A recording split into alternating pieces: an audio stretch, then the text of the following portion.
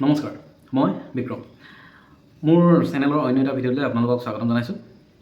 আজি আমি ভিডিঅ'ত কথা পাতিম আমাৰ ভাৰতবৰ্ষৰ ডেম'গ্ৰাফিৰ ওপৰত। যদি ভালদৰে আপুনি ভাৰতবৰ্ষখনৰ ডেম'গ্ৰাফিটো যদি চায়, পশ্চিম ফালে আছে ৰাজস্থান আৰু গুজৰাট লগতে আছে। গুজৰাটত মৰুভূমি নাই, কিন্তু ৰাজস্থানত মৰুভূমি। আকৌ পূব ফালে যদি আহোঁ, আমাৰ নৰ্থ ইষ্ট চাইডে, নৰ্থ আৰু ইষ্টৰ ফালে, পূব ফালে। এতিয়া পূব ফালে যেতিয়া চাওঁ, গ্ৰীণলেণ্ড, সেউজীয়া চবফালে।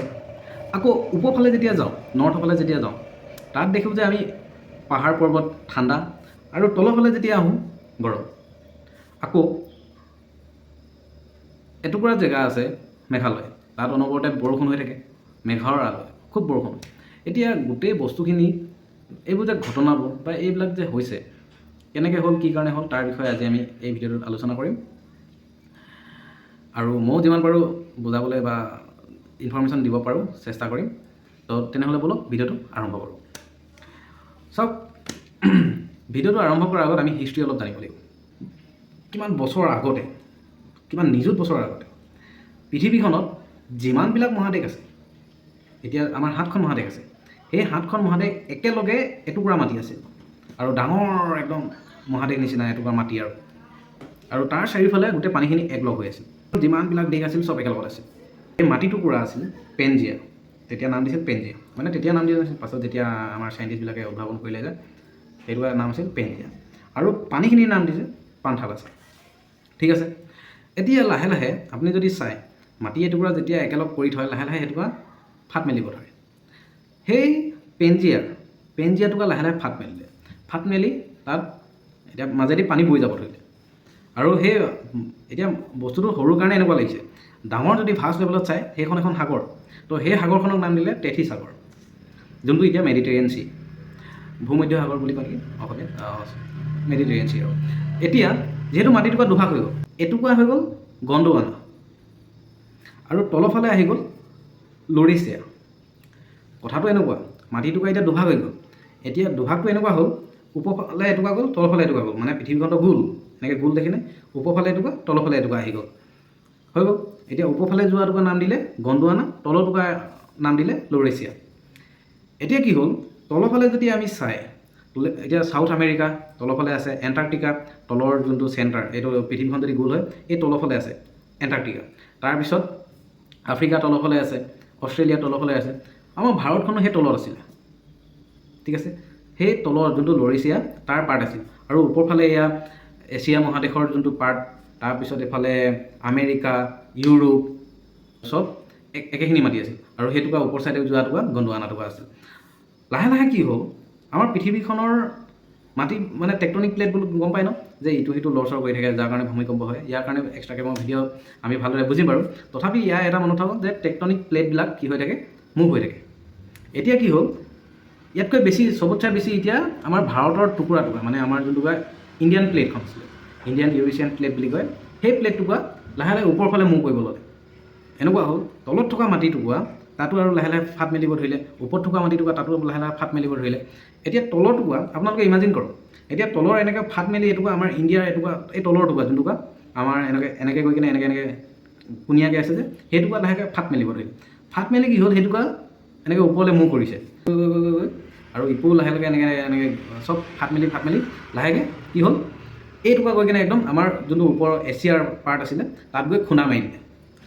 আৰু খুন্দা মৰাৰ পাছত কি হৈ গ'ল, এই আমাৰ যোনটো এতিয়া হিমালয়খন গঠন হ'ল। যেতিয়া চাওক, এতিয়া দুটুকুৰা মাটি, ধৰি লওক এনেকৈ মাটি, বা আমি কাগজ দুখনে এনেকৈ যেতিয়া আনি এনেকৈ খুন্দা মাৰি দিওঁ, এনেকৈ ওপৰলৈ গুচি যাব, নহ'লে তললৈ গুচি যাব, হয়নে? কি হ'ল, এতিয়া সেই যেতিয়া দুটুকুৰা মাটি খুব এনেকৈ খুন্দা খালে, তেতিয়া মাটিটুকুৰা ওপৰলৈ গুচি গ'ল। এইটুকুৰা যোনটুকুৰা আমাৰ এতিয়া ফৰ্ম হ'ল হিমালয়খন, সেইকাৰণে ফৰ্ম এনেকৈ হিমালয় ফৰ্ম হৈ গ'ল।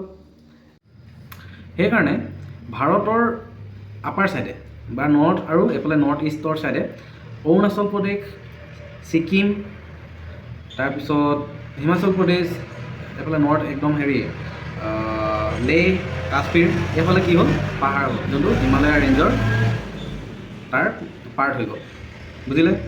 সেইকাৰণে সেইটো চাইডে পাহাৰ। এতিয়া বুজিম আমি ৰাজস্থানত মৰুভূমি কি কাৰণে হয়। একেতো আমাৰ ভাৰতৰ কণ্টিনেণ্ট হয়, ছাব কণ্টিনেণ্ট হয়। তো ৰাজস্থানত মৰুভূমি কি কাৰণে হয়? তাৰ কাৰণে আৰু এটা বস্তু জানিব লাগিব। যেতিয়া বতাহ সাগৰৰ ওপৰেদি যায়, সাগৰখন কি হয়? সাগৰত বাষ্প উৰি থাকে। যেতিয়া গৰম দিন হ'ব বা ঠাণ্ডা দিন হ'ব, তাৰ বাষ্পবোৰ জলীয় বাষ্প হৈ উৰি থাকিব, মানে বায়ুত বতাহৰ লগত লগ হৈ থাকিব। এতিয়া এইফালৰ পৰা যদি বতাহ এখিনি যায়, সেই জলীয় বাষ্পখিনি কঢ়িয়াই লৈ যাব নাই সিহঁতে? এইটো বস্তু একদম স্মল লেভেলত নহয়, অলপ ভাষ্ট লেভেলত ভাবক। এইফালে ডাঙৰ সাগৰ আছে, সাগৰত পানী অলপ বাষ্পীভূত হৈ আছে বা পানী তাত জলীয় বাষ্প আছে। এতিয়া এইফালৰ পৰা বতাহ এজাক মাৰি আছে, তো সেই বতাহখিনিয়ে জলীয় বাষ্পখিনি লৈ যাব নাই? লৈ যাব, ঠিক আছে। এতিয়া বতাহখিনিয়ে জলীয় বাষ্পখিনি লৈ যাব, লৈ গৈ আছে। মই যদি ইয়াত বোলে কিবা এটা ৱাল এটা দি দিওঁ বা হেৰি এটা দি দিওঁ, ধৰি লওক কিবা এটা মই খুন্দা খাব, আৰু সেই বতাহখিনিয়ে আহি যেতিয়া ইয়াত খুন্দা খাব, ইটোৰ পানী ইটো জলীয় বাষ্প সিটো জলীয় বাষ্পৰ লগত লগ হৈ অলপ সৰহকৈ ইয়াত বৰষুণৰ টোপাল নিচিনা হ'ব। আৰু বতাহখিনি কঢ়িয়াইহে লৈ গৈছে, বতাহখিনিয়ে খুন্দা খাই বেলেগ এফালে গুচি যাব, এটা ছাইডে গুচি যাবগৈ। তেতিয়া ইয়াত কঢ়িয়াই নিয়া যিমানখিনি জলীয় বাষ্প আছিলে তলত খুব বৰষুণ হ'ব। ঠিক তেনেদৰে এতিয়া ৰাজস্থানত কেছটো চাওঁ। ৰাজস্থানৰ মৰুভূমি কি কাৰণে? ৰাজস্থান আছে, তাৰ এইটো ছাইডে কি আছে? আৰাৱলী পৰ্বত আছে। তাৰ ওচৰতে আকৌ ছটপুৰা আছে, ভিন্ধিয়া আছে। এতিয়া তিনিখন পৰ্বত, ছটপুৰা এনেকৈ আছে, ভিন্ধিয়া এনেকৈ আছে, আৰু আৰাৱলী এনেকৈ আছে, একদম মানে ৱাল। আৰু এতিয়া চাওক, ৰাজস্থানখন ইয়াত আছে, তাৰ মাজত এইফালে ৱাল আছে। ৱাল মানে কি? আৰাৱলীখন আছে, পৰ্বতখন। এতিয়া কি হ'ল, এইফালৰ পৰা যেতিয়া বতাহজাক আহিব, বতাহজাক কোনফালৰ পৰা আহে? বংগোপসাগৰ, মানে তলত যোনখন আমাৰ অসম আছে, অসমৰ তলত যোনখন বাংলাদেশ আছে, বাংলাদেশৰ তলত যোনখন এতিয়া সাগৰ আছে, সেই সাগৰ ফালৰ পৰা বতাহখিনি যায়। বতাহখিনি গৈ আমাৰ ইণ্ডিয়াৰ কণ্টিনেণ্টত সোমাই গৈ সেই আৰাৱলীত যেতিয়া খুন্দা খায়, ইয়াত বৰষুণ হয়, বতাহজাক ইফালে গুচি যায়, বৰষুণ এইফালে হৈ যায়, আৰু ইটো ছাইডে যাবলৈ নাপায়, কাৰণ কেলৈ? আৰাৱলীখন আছে। আৰু যাৰ কাৰণে ইফালে যদি পানীখিনি যাবই নাপায়, বতাহে যদি পানীখিনি কঢ়িয়াবই নাপায়, তেনেহ'লে এইটো ছাইডে শুকান হৈ থাকিব। লাহে লাহে শুকান হৈ বৰ্তমান মৰুভূমি হৈ গ'ল, মানে বৰ্তমান অৱস্থাত পালেহি। এইটো বস্তু একেদিনাই নহয়। আৰু সেইফালৰ পৰা অহা বতাহখিনিও আহি যেতিয়া ইয়াত খুন্দা খায়, এইফালে আকৌ ধূলি বাঢ়ি যিমান কঢ়িয়াই আনে, ইফালে আনিব নোৱাৰে, কাৰণ কেলৈ? আৰাৱলীখন আছে। নহ'লে ইমান আমাৰ মধ্যপ্ৰদেশ হওক বা তলত যিমানখিনি তাৰ এইফালে ৰাজ্যকেইখন আছে, গোটেইকেইখন লাহে মৰুভূমি হৈ গ'ল। এই আৰাৱলীয়ে একদম বৰ্ডাৰ, ইফালৰ মানুহখিনি সিফালকে যেনেকৈ ৱাল এখন দি দিলে ইফালে একো কৰিব নোৱাৰে, ঠিক তেনেদৰে এইফালৰ পৰা নিয়া বতাহে জলীয় বাষ্পখিনি ইয়াতে পেলাই থৈ ইফালে গুচি যায়, আৰু সিফালৰ পৰা অহাখিনি যিমান ধূলি বালি কঢ়িয়াই আনে তলতে পেলাই দিয়ে। সেইকাৰণে বৰ্তমান এতিয়া ৰাজস্থানৰ মৰুভূমি। ঠিক আছে, বুজিছে? এতিয়া কথাটো হ'ল, অসমত কেনেকৈ বানপানী হয় বা অসমত কেনেকৈ বৰষুণ হয়? এতিয়া চাওক, এই যোনখন আমাৰ দক্ষিণ পশ্চিম মৌচুমী বতাহ, যোনখিনি মই অকণমান আগত কৈছিলোঁ, সেই পানী কঢ়িয়াই লৈ যায়, সেইখিনি এনেকৈ গৈ কিনে যিমানখিনি এইফালে আমাৰ ইয়াৰ বিন্ধিয়া আছে, ছটপুৰা আছে বুলি কৈছিলোঁ পৰ্বত, সিহঁতত খুন্দা খায়, আকৌ আৰাৱলীত খুন্দা খায়, লাহেকৈ বতাহখিনি টাৰ্ণ কৰে। ধৰি লওক এনেকৈ আহিলে, এনেকৈ খুন্দা খালে, আকৌ এনেকৈ গুচি গৈছে, বুজিছে? অলপ এইটো বল এটা যেনেকৈ ৱালত মাৰি দিওঁ, মই যদি অলপ এইফালৰ পৰা মাৰিছোঁ, ইটো ছাইডে গুচি যায়। ধৰি লওক এখন ৱাল, মই বোলে আপোনাক কেনেকৈ বোলো, এইফালৰ পৰা যদি মাৰোঁ এইফালে যাবগৈ ন, সেনেকুৱা ধৰণৰ। তো ৱালখন আছে, এইফালৰ পৰা গৈ ইফালে গৈ। ঠিক তেনেদৰে বতাহখিনি আমাৰ যোনখন দক্ষিণ পশ্চিম মৌচুমী বতাহ, তলৰ ছাইডৰ পৰা ধৰি লওক এখন এনেকৈ বোলে ইণ্ডিয়াখন আছে, তো এইফালৰ পৰা গৈ এনেকৈ খুন্দা খাই এনেকৈ ওপৰলৈ গুচি যায়। আৰু ওপৰলৈ যোৱাৰ ফলত আমাৰ লাহেকৈ ওপৰত যিহেতু হিমালয় আছে, আৰু তলত যিহেতু মেঘালয় পৰ্বত আছে, ইফালে আমাৰ নাগালেণ্ড আছে, মণিপুৰ আছে, সেইফালৰ পৰা এনেকৈ গৈ ইফালে সোমাই যায়, আমাৰ অসমৰ ফালে সোমায়। আকৌ চাওক, অসমত ইটো ছাইডে কি আছে? হিমালয় ৰেঞ্জটো আছে, আৰু সেইকাৰণে অসমত সেই আকৌ জলীয় বাষ্প যোনখিনি গৈছিলে সেইখিনি গৈ কিনে খুন্দা খাই গৈ সেই আমাৰ হিমালয় ৰেঞ্জত খুন্দা খায়, আৰু অসমত বানপানী হয়। বানপানী কি? বৰষুণ। ইয়াতে মনত আৰু এটা প্ৰশ্ন জাগিব পাৰে যে, ঠিক আছে, অৰুণাচলৰ ইটো ছাইডে তেনেহ'লে মৰুভূমি হ'ব লাগে। ইয়াৰ বিষয়ে আমি আলোচনা কৰিম। আজি যিহেতু ভাৰতৰ বিষয়ে আমি আলোচনা কৰি আছোঁ, গতিকে ভাৰতৰ বিষয়ে চাওঁ। ঠিক আছে, এতিয়া চাওক, দুটা বস্তু বুজিলে যে ৰাজস্থানত মৰুভূমি কি কাৰণে হয়, অসমত বৰষুণ ইমান কি কাৰণে হয় ঠিক আছে। এতিয়া সেই অনুপাতে হয়, ৰাজস্থানৰ বা মধ্যপ্ৰদেশত চবতচে বেছি বৰষুণৰ পানী হ'ব লাগিছিলে, মানে বৰষুণ হ'ব লাগিছিলে, আৰু নহ'লে অসমত চবতচে বেছি বৰষুণ হ'ব লাগিছিলে। কিন্তু চবতচে বৰষুণ ক'ত হয়? মেঘালয়ত হয়, মৌচিনৰাম নেকি। এতিয়া মেঘালয়ত কি কাৰণে হয়? চব মেঘালয়ত ওচৰতে বাংলাদেশখন ইয়াত আছে আৰু মেঘালয়খন ইয়াত আছে, ঠিক আছে। বাংলাদেশখন ফ্লেট, মেঘালয়খন ফ্লেট, কিন্তু মেঘালয় আৰু আছামৰ মাজত এখন এই মেঘালয়তে পৰে, তথাপিও আছাম আৰু মেঘালয়ৰ বৰ্ডাৰৰ অলপ এইফালে আহিম। বৰ্তমান মেঘালয় একদম এজত, মানে মেঘালয়ৰ এজত এখন পৰ্বত আছে, যোনটো কি পৰ্বত, খাচী পৰ্বত চাগে, খাচী জয়ন্তী এনেকুৱা কিবা পৰ্বত।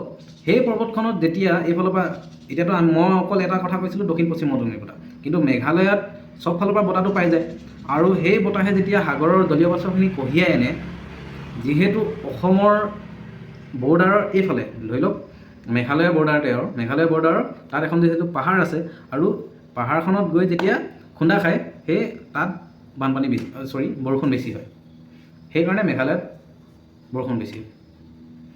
দক্ষিণ পশ্চিম বতাহটো অকণমানহে সোমায় এইটো চাইডে, আৰু ইয়াত যিহেতু সাগৰৰ একেবাৰে ওচৰত আছে, তো সাগৰৰ পৰা বহুত বতাহ গৈছে ন, তাত ডাৱৰ ফৰ্ম কৰিব, আৰু তাৰপিছত তাত বৰষুণ বেছি হ'ব, ঠিক আছে। এতিয়া আন এটা কথা চাওক, ভাৰতৰ নৰ্থৰ ফালে ঠাণ্ডা, যদিও তাত ঠিক আছে পাহাৰ পৰ্বত আছে বাৰু, পাহাৰ পৰ্বতত থাকিলে অলপ ওপৰ চাইডে ঠাণ্ডা হয়, সেইটো আমি বুজিম যে পাহাৰৰ ওপৰতনো কেনেকৈ ঠাণ্ডা হয়, তলতনো কেনেকৈ গৰম হয়। এতিয়া জম্মু কাশ্মীৰ ফালে ওপৰ ফালে, মানে নৰ্থৰ ফালে, সেইফালে অলপ ঠাণ্ডা হয়, তলৰ ফালে কি কাৰণে গৰম হয়, যেনেকৈ হিমাচল প্ৰদেশ হওক, উত্তৰ প্ৰদেশ হওক, এইফালে অলপ জেগাবোৰ ঠাণ্ডা, মানে লে, শ্বিলং ইয়াতে পৰে বাৰু, তথাপিও কিন্তু কেৰেলাৰ ফালে কি হয়, যোনটো চাউথ কন্যাকুমাৰী, সেইফালে অলপ গৰম, তলৰ ফালে চাউথৰ ফালে গৰম, আৰু ওপৰ ফালে ঠাণ্ডা। কি কাৰণে হয়? এতিয়া কথাটো আমি ভালকৈ চাওঁ যে কি কাৰণে হয়। ভাৰতখন ক'ত পৰে আমি তাৰ বিষয়ে জানিব লাগিব, যিহেতু আমাৰ পৃথিৱীখন গোল, ঠিক আছে, আৰু একদম সমানে যদি আমি পৃথিৱীখন এটা বল আছিলে, বলক যদি একদম এনেকৈ বলটো থিয় পাই লওঁ, মানে বহাই লওঁ, মই মাটিৰ ওপৰত থৈ দিছোঁ, মই এনেকৈ বলটো আছে, এতিয়া যদি মই ইয়াক সমানে কাটিবলৈ হয়, ইমানটো এনেকৈ একদম কাটি দিব লাগিব, দুটুকুৰা ওলাব, এই টুকুৰা হৈ গ'ল বিষুৱ ৰেখাই সমানে ভাগ কৰে। এতিয়া বিষুৱ ৰেখা আৰু একদম চেণ্টাৰৰ মাজত আৰু এভাগ কৰিলোঁ, মই ওপৰ টুকুৰাক দুভাগ কৰিলোঁ, তলৰ টুকুৰা দুভাগ কৰিলোঁ, ঠিক আছে। সেই টুকুৰা হৈ গ'ল ট্ৰপিক অফ কেঞ্চাৰ, যোনটো আমাৰ ভাৰতৰ মাজেদি গৈছে। এতিয়া এটা কথা কওক, যেতিয়া বলটো গোটা হৈ থাকিব, আৰু এইফালৰ পৰা এইটো বল বোলে গোটা একদম বল এটা হৈছে, এইফালৰ পৰা এফালে কি আছে, সূৰ্য আছে। এতিয়া সূৰ্যৰ পৰা পোৱা তাপখিনি, ধৰি লওক এইটো গ'ল, সূৰ্যৰ পৰা পোৱা তাপখিনি ক'ত বেছি পাব? এই জেগাটুকুৰা, মাজৰ জেগাটুকুৰাত, ঠিক আছেনে? মাজৰ জেগাটুকুৰাত বেছি পাব, ওপৰ ফালে অলপ কম হয়, এই জেগাটোত আটাইতকৈ কম, আৰু এই জেগাটোত তলৰ ফালে একেবাৰে কম, ঠিক আছেনে? যিহেতু সূৰ্যৰ পৰা কি পায়, পোহৰ পায়, তাপ পায়, হয় নাই? এতিয়া মাজৰ জেগাটুকুৰাত যদি বেছি পোহৰ পাইছে, বেছি তাপ পাইছে, তেনেহ'লে সেইটো জেগা গৰম হ'ব, আৰু লাহে লাহে ওপৰলৈ গৈ কিনে কি হ'ব, ঠাণ্ডা হ'ব।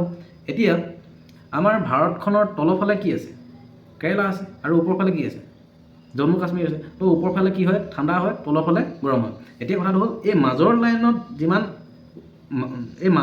অৰ্থাৎ বিষুৱ ৰেখাৰ যিমান ওচৰলৈ আহিব, সিমান ঠাইডোখৰ গৰম হ'ব। সেইকাৰণে আফ্ৰিকাত বহুত গৰম, কাৰণ কেলৈ, আফ্ৰিকাৰ মাজেদি কি গৈছে, আফ্ৰিকা মানে একদম বিষুৱ ৰেখাত পৰে, আৰু আমি অলপ ওপৰত আছোঁ। এই ধৰি লওক এডাল বিষুৱ ৰেখা, আমি তাৰ ওপৰত ইমানটো মানত আছোঁ, আৰু এইটুকুৰা মানে একেবাৰে এচুকা, আৰু ওপৰটুকুৰা আমি ইমানটো মানত আছোঁ, আৰু তলৰ ফালে বেছিকৈ গৰম হৈ আহিব, ওপৰ ফালে ঠাণ্ডা হৈ গৈ থাকিব। সেইকাৰণে ওপৰত আমাৰ গ্ৰীণলেণ্ড আছে, আইচলেণ্ড আছে, ঠিক আছে। আৰু তলৰ ফালে যেতিয়া আমি এইটো চেণ্টাৰটো, ইমানটো চেণ্টাৰ আছে, তলৰ ফালে যেতিয়া গৈ কিনে একেবাৰে এণ্ডত পামগৈ, এণ্টাৰ্কটিকা আছে, পূৰা ঠাণ্ডা আছে, কিন্তু ইয়াৰ বিষুৱ ৰেখাৰ ওচৰে পাজৰে, যেনেকৈ এতিয়া আফ্ৰিকা আছে, সেইবিলাকত গৰম হয়। এতিয়া বুজিলেনে, নৰ্থৰ ফালে কিয় ঠাণ্ডা, তলৰ ফালে কিয় গৰম, ঠিক আছে। অলপ মই ভিডিঅ'টো এইখিনি বুজাব চেষ্টা কৰিলোঁ, আৰু পাছলৈ মই যিমান পাৰোঁ আৰু ভালদৰে মই বুজাবলৈ চেষ্টা কৰিম, বা আঁকি হওক আৰু এনেদৰে। তথাপিও আপোনালোকে যদি অলপ মই কিবা ভালদৰে কথাখিনি শুনিলে বা জানিলে, অলপ কিবা এটা বুজি পাব, আৰু এনেদৰে আমি সৰু কিছুমান জ্ঞান শ্বেয়াৰ কৰিম, আপোনাৰ পৰা কেতিয়াবা শিকিম, মোৰ পৰা কেতিয়াবা এনেকৈ শিকিব, কণ্টেক্ট কৰিম, এনেকৈ। তো আজিলৈ ইমানে, ধন্যবাদ। আজিলৈ আহিলোঁ, পুনৰ অন্য এটা ভিডিঅ'ত লগ পাম, ধন্যবাদ।